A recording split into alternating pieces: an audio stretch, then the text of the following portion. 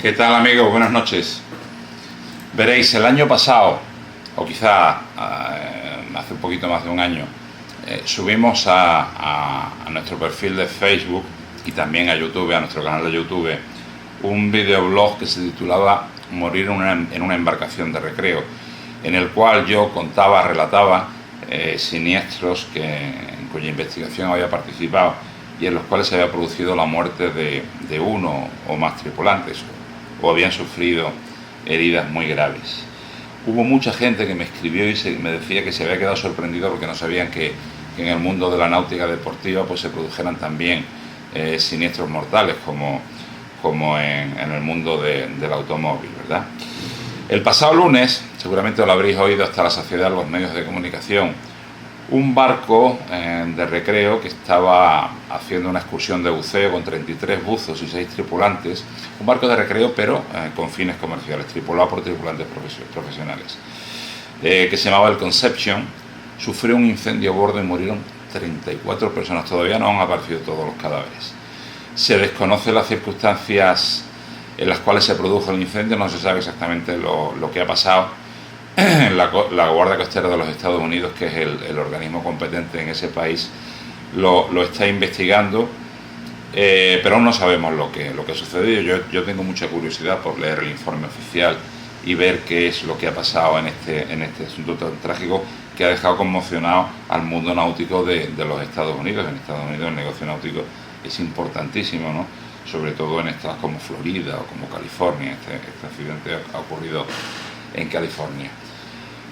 34 muertos, personas, imaginad el horror, ¿no? Personas que habían ido a celebrar el cumpleaños de una niña de 17 años, por lo que probablemente eran todos conocidos, amigos, familiares y eso, y todos muertos de una forma tan espantosa a bordo de una embarcación de recreo cuando estaban disfrutando del mar.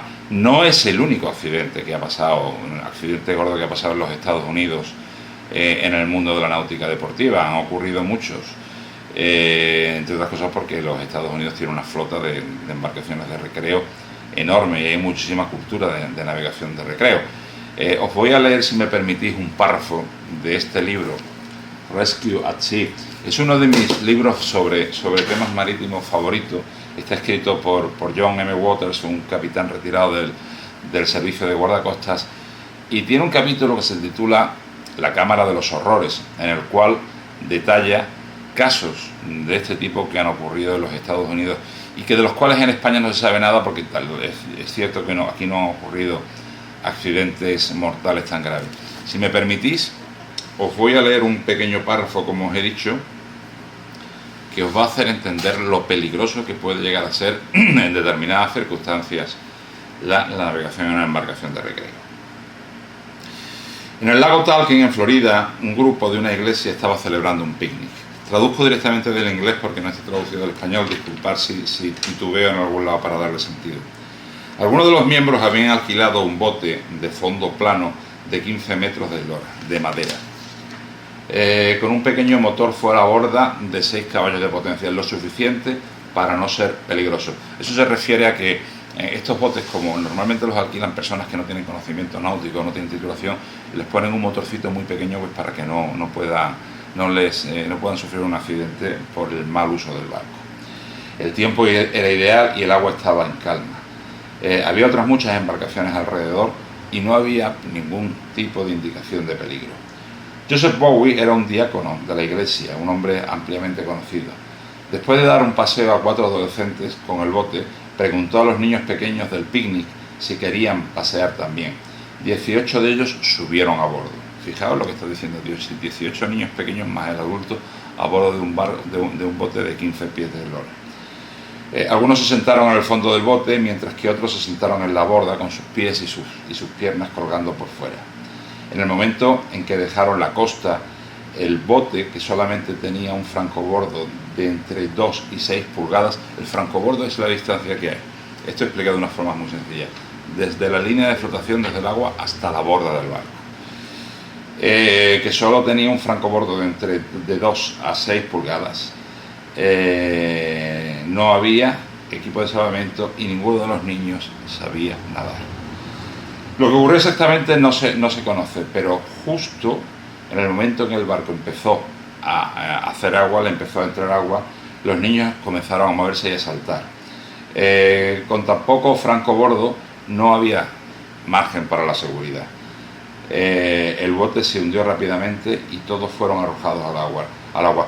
Otro bote, que estaba únicamente a 150 yardas de distancia, consiguió llegar a la escena y salvar a uno de los niños. El resto, con edades de entre 5 a 14 años, se ahogaron. 7 niños pertenecían a una misma familia. El agua tenía solamente 18 pies de profundidad, lo cual fue suficiente para que se produjera la tragedia. Bowie, el diácono Bowie, era un buen nadador. Cuando su cuerpo fue encontrado, un niño tenía sus brazos alrededor del cuello, otro se encontraba a su espalda con los brazos también alrededor del cuello, un tercero estaba abrazado a su pecho y 4 más colgando de una de sus piernas.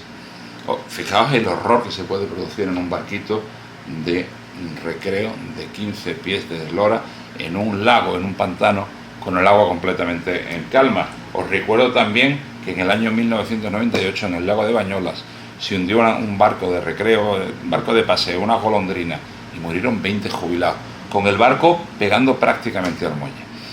¿Qué quiero decir con esto? No quiero meter miedo en el cuerpo a nadie, no quiero ser agorero. Lo que pasa es que lleva uno muchos años trabajando en este campo de los siniestros marítimos, he visto muchas tragedias y he visto muchos muertos. Navegar es algo fantástico, yo se lo recomiendo a todo el mundo, incluso a los que no habéis navegado nunca.